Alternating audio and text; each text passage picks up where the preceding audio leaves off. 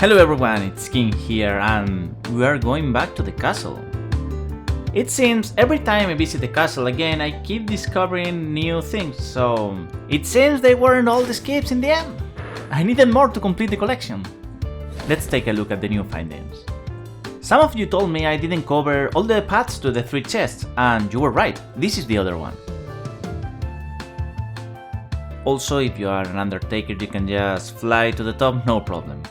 But there is something more. If you come from the inside, you can escape through here. And it is useful because you can take the fire that is nearby and you are closer to the grace.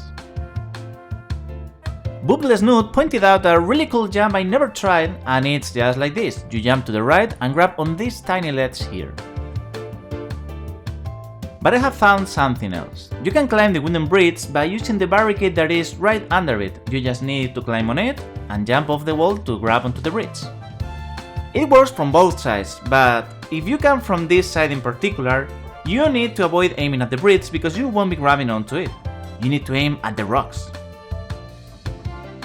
About the pillars that are here, every single one of them is climbable if you just get under it and jump, just like that. Or if you have an Undertaker you can just all your way from the ground, no need to do anything. If you are the Wylder, you can do this in reverse pretty quickly, just by using your grappling hook. And again, the Undertaker can just ult up to any tower from the square. There's also more at the Moat. If you use the Rubble that is under the bridge, you can just jump to it and climb it. It's also easier from this spot, and even the wolf can do it. Or you can just jump off a jellyfish if you don't mind making them upset. Now you won't believe this, the other arcs are also climbable, in the same fashion as Fort Skip. You just run diagonally to them, jump off the wall and then again at the middle. And then you need to release forward to succeed. This one is also the most difficult here, so do it only for style points. And right under the merchant there's this crazy jump that will save you going to the arc.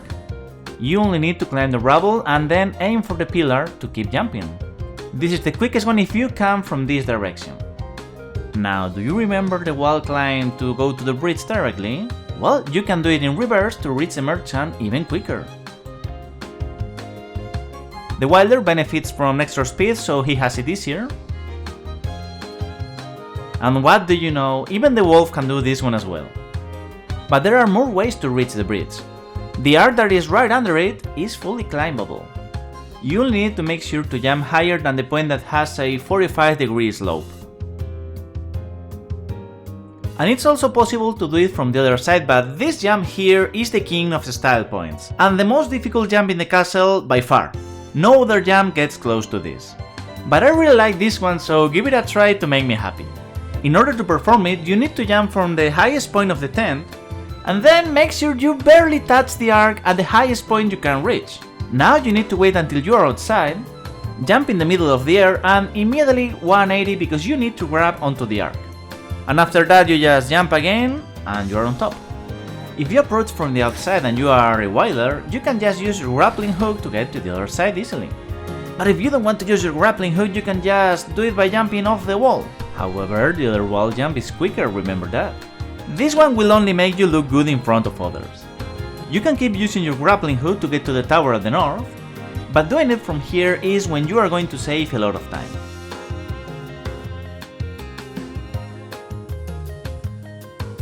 And you can also do it in reverse. This one is much more useful.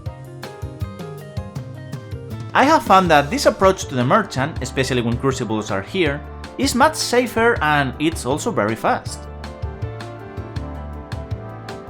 Now, do you remember roof pillar skip? I have created a setup to succeed every single time, and that is a great advantage. Normally you would try to land on the corner before jumping again. So why don't you just stay under that corner, lining up your camera with it, and now you need to jump without holding forward. Jump again and start holding forward, and the key for a perfect timing is just to wait until your character starts falling.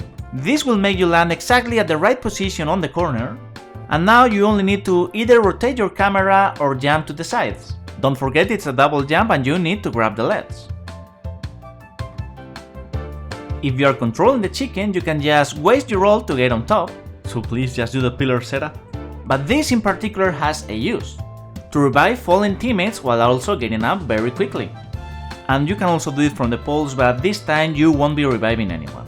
A much more interesting approach is using Raider's ult, because he can enable the path from any point of the perimeter.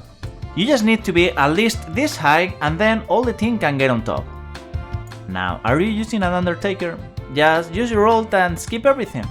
It is really powerful, you can do it from literally anywhere and it will work. Even from the square if you aim properly. Now you know how to get on top, but did you know there are useful ways to escape the top? The best one is trying to reach the tower at the north, because that will also allow you to get to the grace quickly. You can do it from the very top or even from the lower platform, this one being a bit tighter.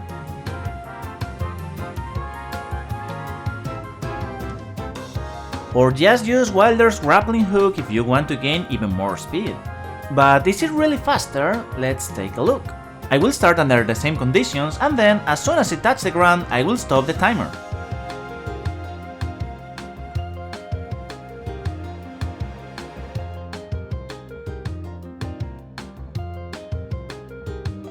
Not a big difference for the grace, but it is a big difference for the tower.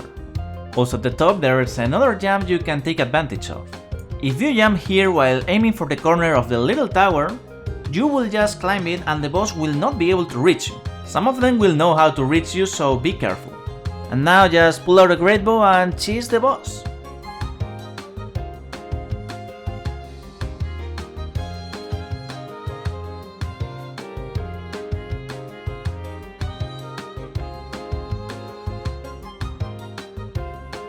And the last thing I'm going to tell you is that crossing the river without going to the sides is really important and a great time saver. But for now, that's a privilege reserved only for the Undertaker. And that's everything for now. Because you never know when new jumps, shortcuts or even optimizations can be found. Just by playing and trying new things, new techniques may arise. You can see me doing this if you visit their Just Running series, and you will see that sometimes I stop and try a weird jump that I don't even know it's going to work, and then suddenly it works and a new skip has been found. So keep an eye open if you want to discover new things. Anyways, I'll keep doing videos of the runs so you can follow my adventures, but I will also keep trying to discover everything that can be useful, and I will cover it in a video of course because I know you like this. So I hope we can meet in Deep of Night mode because I play there a lot.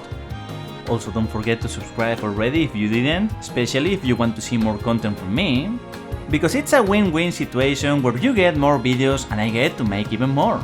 Special thanks to Hyperform Fitness, Pupil Snoot, Fantheon and Lord Jazz for their feedback, and especially IEatMyBullets for sending me so many Wylder clips. And I will be seeing you in the next video. Bye bye!